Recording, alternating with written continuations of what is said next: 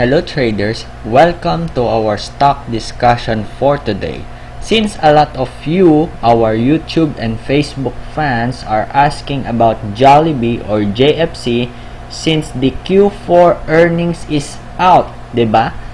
Isa na rito din si Ma'am na avid fan natin na nagtatanong. That's why I created this video for you to guide you and give valuable information so that you can make a good decisions regarding in your investment and trading career.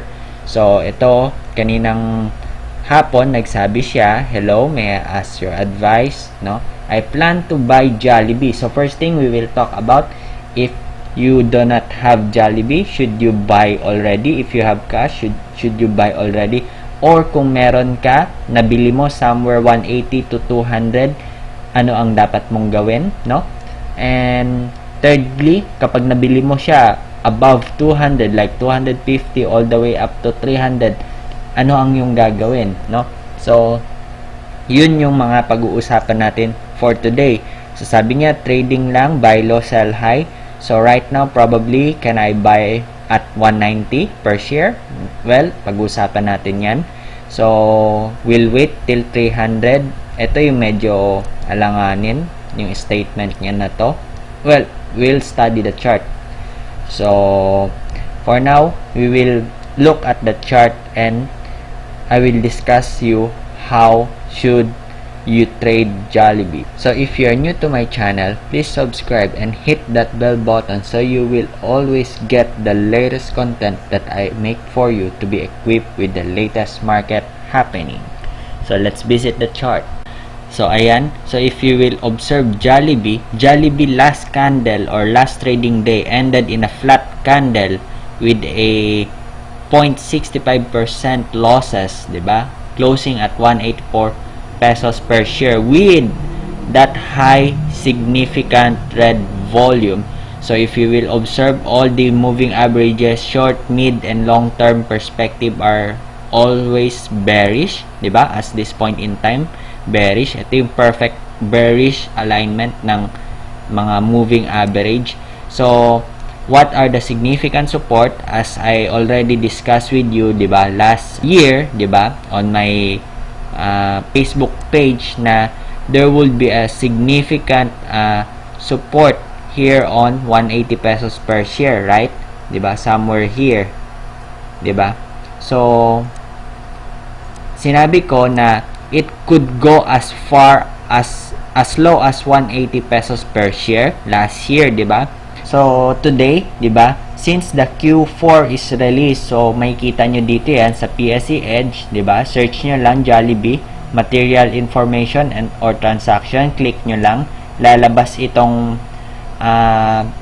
browser na ito, diba? So, click nyo lang ito, then download. So, kapag na-download nyo na, lalabas na ito.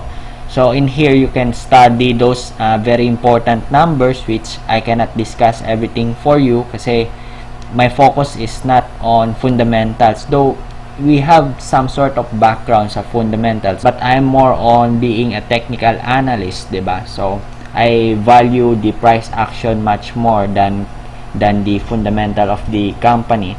So, moving on, diba? Jollibee 2019 profit fell to around 14% than the previous year, diba? So, inamin naman nito ng may-ari na Jollibee is quite some sort of experiencing a little bit pressure, diba? And with all this scenario or circumstances na merong NCOV virus, diba? So, I already discussed with you, diba, about NCOV, diba? The primary sector that will be affected with this NCOV is primarily the consumer, diba? If you will observe all consumer stock like pizza, diba? All of them are going down, diba? Ayan, as you can see, bearish downtrend, diba? And if you will observe the airline company, diba? Some sort of rebound here, diba? But still in a bearish perspective, diba? Meron nga lang mga travel ban na lifted pero still bearish. And if you will observe fruit, another consumption stock, diba? hardly lang siya mag-breakout or mag-sustain itong above 12 pesos per share. And if you can see, all the way from the several weeks ago, diba, meron din akong video about fruit, diba, hirap siyang i-sustain or i-hold ang MA9, but this is a stock that we should watch out kasi this stock, diba, is more resilient about the NCOV health issue, diba? So we should watch out this stock if those moving averages, especially the MA20, will holds, and if the stock will trade above the 2 pesos per share and hold.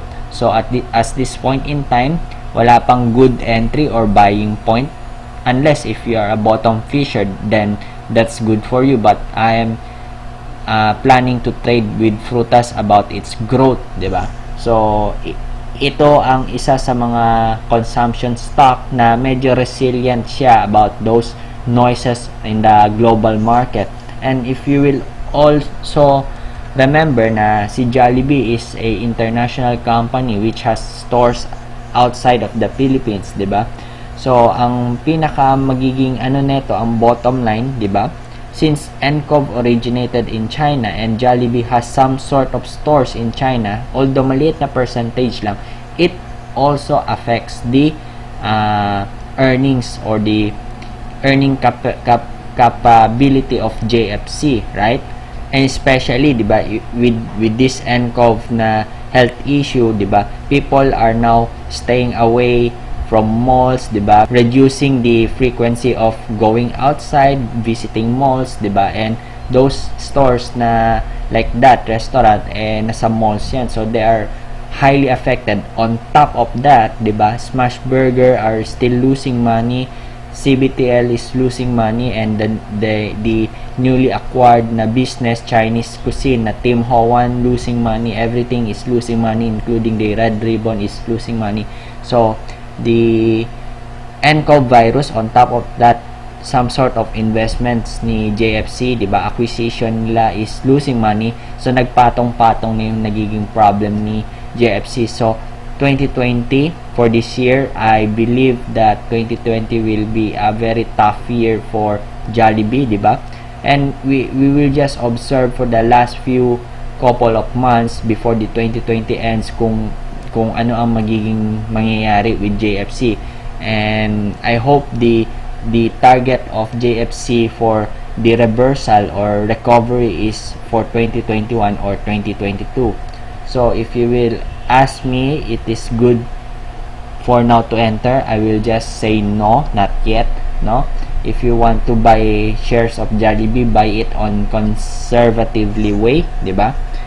So the news, diba, the recent news that Jollibee has is Jollibee is closing down some stores of Smash Burger which are not profitable anymore, diba? So to trim those to trim those operational expenses so that Jollibee can have more cash, diba? So let's visit the chart perspective naman, diba? So I mentioned a while ago that 180 pesos per share will be a very significant, diba, na support level. So if this price point will not hold, diba, and it will challenge the November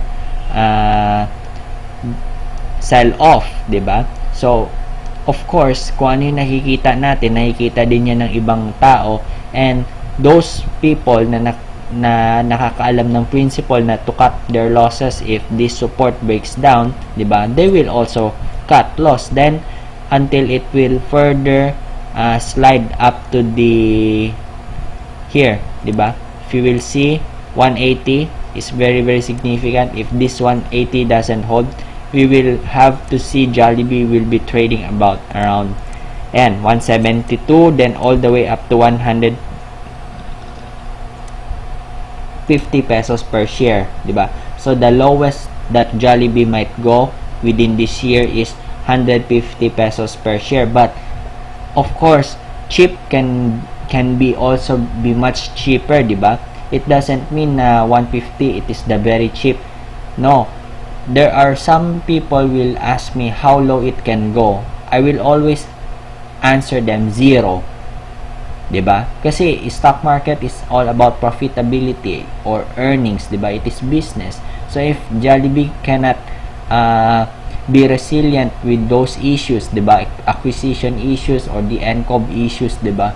So we will expect that the share prices of Jollibee will slide more further down until 0, 'di ba? So for now, 'di ba, kung wala ka pa and if you try to trade the stock, pwede kayong bumili dito. Again, I repeat, trader, buy here and wait if it will bounce back, 'di ba? Until 215 pesos per share, no? So sa sinabi ni Madam kanina na 300, medyo malayo 'yun. Not unless if we can see a reversal in trend, but for now we will just trade the stock by bounce. Or if the stock doesn't bounce, 'di ba, nag-breakdown, so we will see that the stock will challenge the 170 to 150 pesos support level, 'di ba? So kung meron pa ba dito, meron pa to, 160. So yan yung mga significant na price point support level na we should watch out, no? So for now, still avoid ang conviction ko, even for investors or for traders. For me, avoid pa rin kasi with the global market or the index market, 'di ba, on downtrend, 'di ba, as of this point in time, pagka nagte-trade ka, very conservative ka dapat kasi you are prone to whipsaw, you are prone into false breakout, 'di ba, or false reading ng chart na akala mo magbabounce yun para lalong bumagsak, o kaya nag-breakout pero joke lang, katulad nitong ni Frutas, 'di ba? If you observe Frutas within this day, 'di ba, nag-breakout ito ng 2 pesos, 'di ba? Ayan, no, nag-breakout ng 2 pesos level, it went as high as 2.01 but still failed to hold the 2 pesos per share. So what does this means, 'di ba? So when the market is on a downtrend, be very conservative, no? So going back with JFC, if you really want to invest with JFC, buy on the significant price point level like 180, 160, 150, yan yung mga buying point. Pero again, don't all in, 'di ba? Learn how to manage your risk. Paunti-unti lang yung pagbili. I am more confident to buy JFC shares when I see a turnaround than guessing if the JFC is now trading at its lowest price, 'di ba?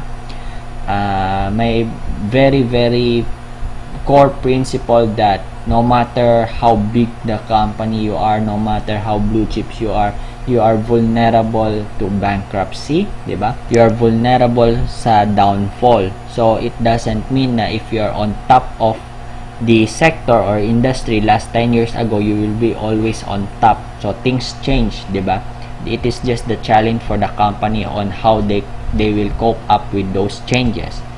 So that's it for now. I hope you learned something in this video. I cannot create video for trading because still bearish ang stock market, 'di ba?